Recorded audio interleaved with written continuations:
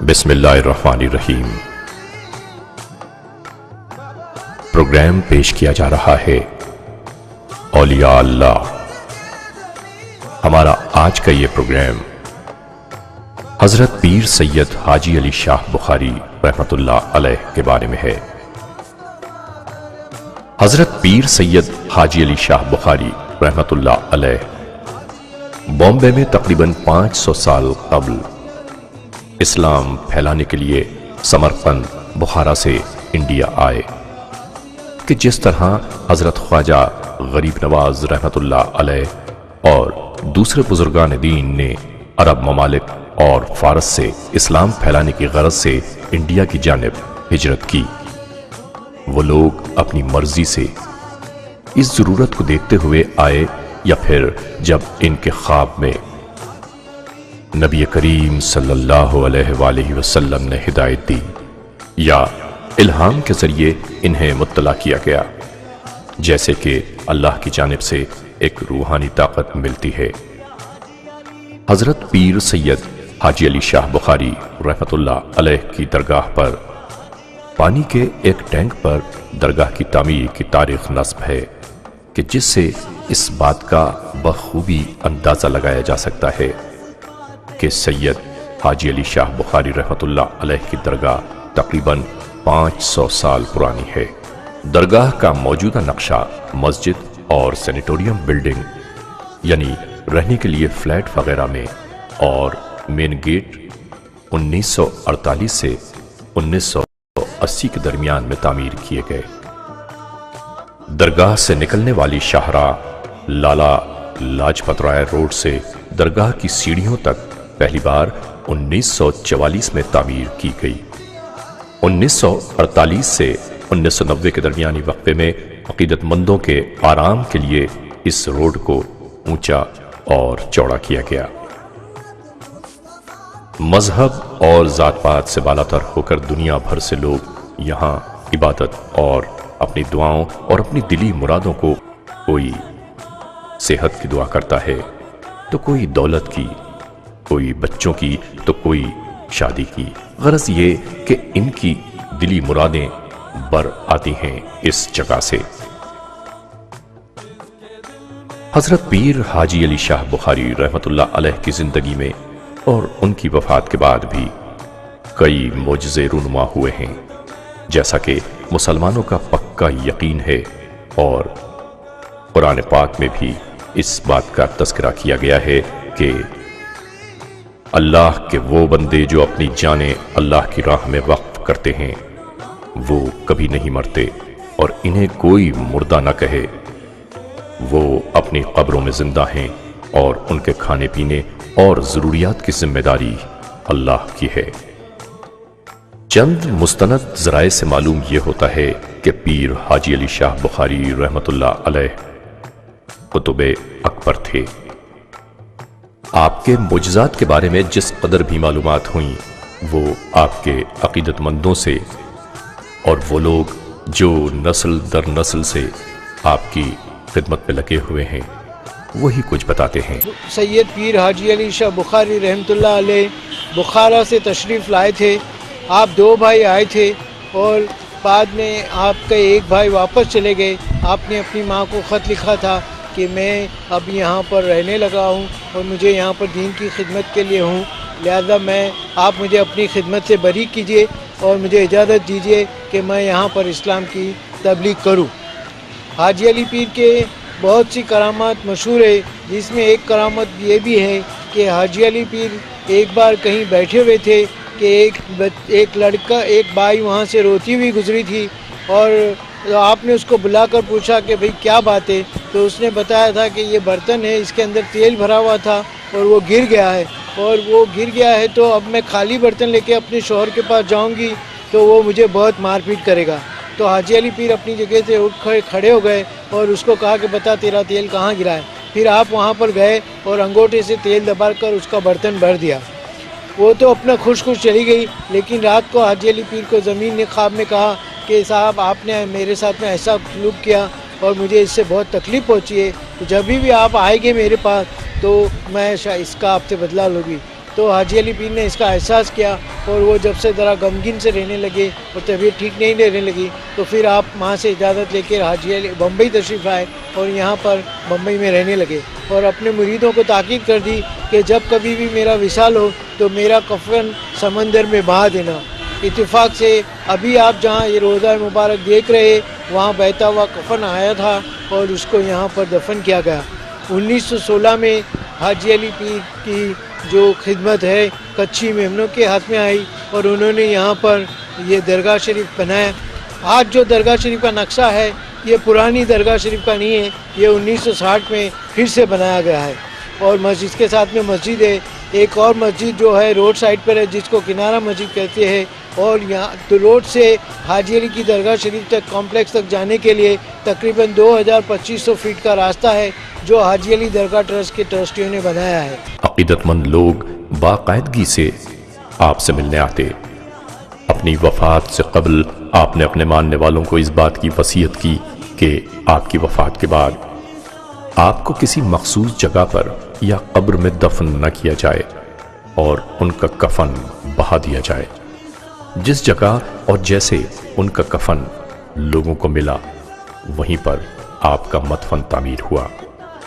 جس جگہ آپ کا مدفن تعمیر ہوا وہاں پہلے سے ہی کچھ پتھر ایک چھوٹی سی پہاڑی کے اوپر سمندر کی سطح پر رکھے ہوئے تھے۔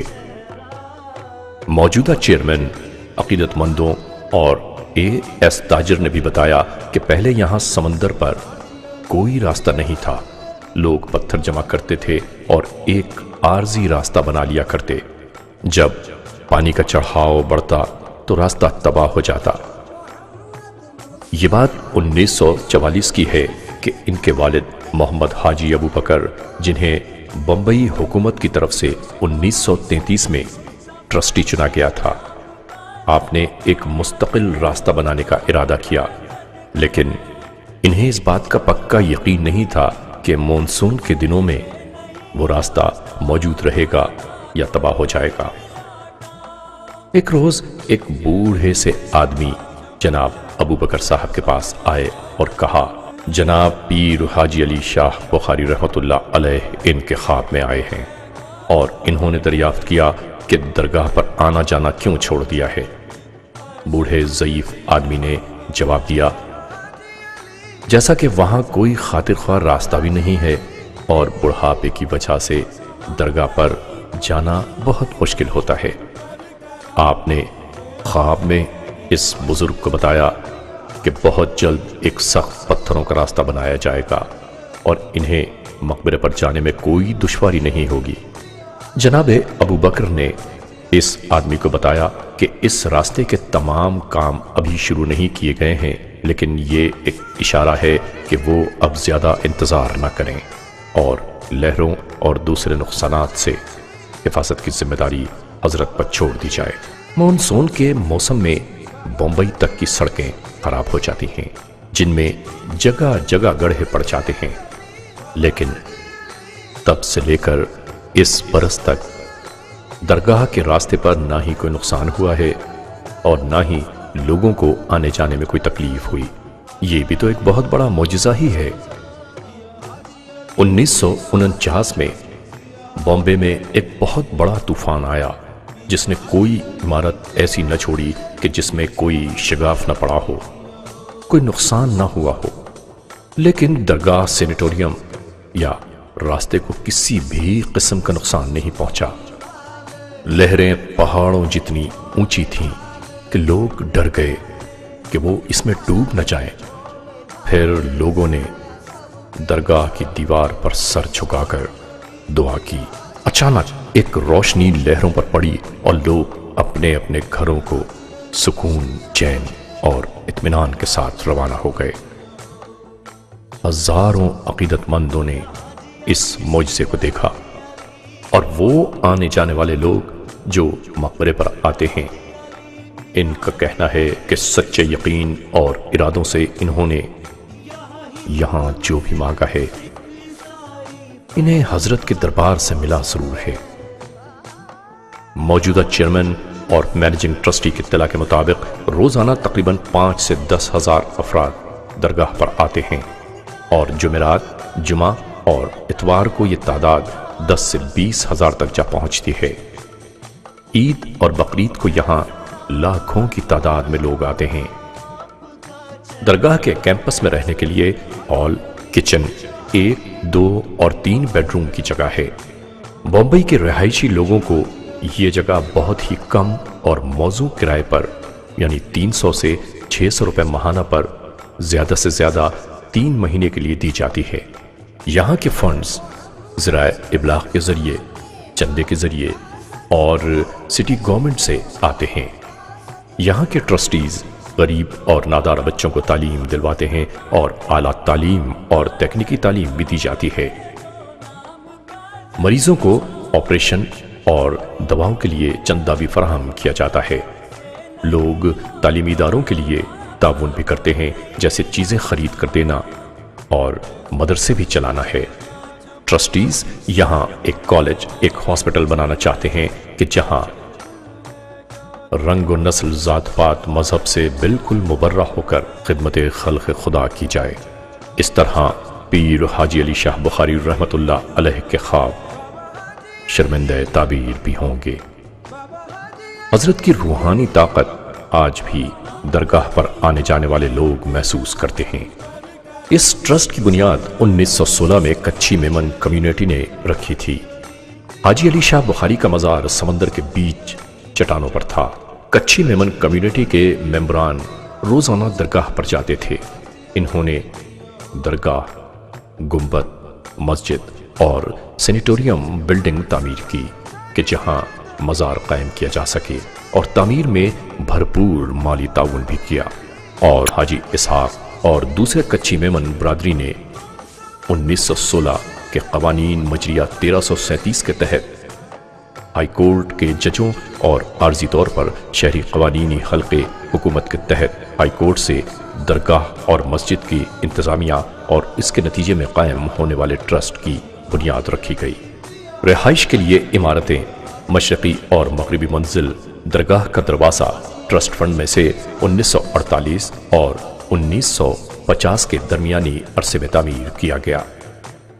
درگاہ اور مسجد کی دوبارہ نئے سرے سے تعمیر اسی ٹرسٹ کے ذریعے 1984 سے 1990 کے درمیانی عرصے میں کی گئی۔ یوں جانیے کہ تعمیر و ترقی کے تمام کام اور آنے والوں کے لیے سہولیات کی فراہمی سب کچھ اسی ٹرسٹ کی ذمہ داری ہے۔ پیر سید حاجی علی شاہ بخاری رحمۃ اللہ علیہ کے مزار پر مسلمانوں کے ساتھ ساتھ دوسرے مذاہب کے لوگ بھی عقیدت کے نذرانے لیے نظر آتے ہیں۔ اسی برس یعنی 2004 سے مزار کا آرائشی اور توسیعی کام دوبارہ شروع کیا گیا ہے۔ مزار کی جانب آنے والے راستے کو اب 3 سے 4 فٹ اونچا کر دیا گیا ہے، جس سے ہر وقت پانی ٹکراتا رہتا ہے، مگر اب آنے والے زائرین کو کوئی دشواری نہیں ہوتی۔